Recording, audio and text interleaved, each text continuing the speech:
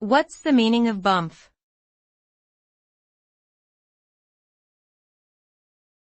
Bumf.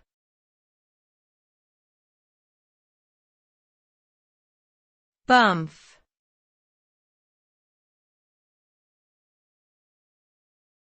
Bumf.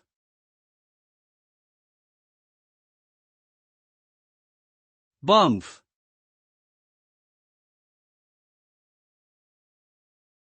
Bumf is a colloquial term that refers to printed materials, such as pamphlets, brochures, and other promotional documents.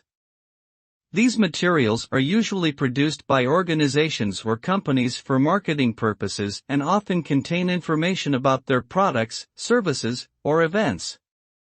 The term bumf can also be used to describe paperwork or documents that are considered unnecessary or excessive. In general, bumf is used to refer to printed materials that are of little value or importance and are often discarded shortly after being received.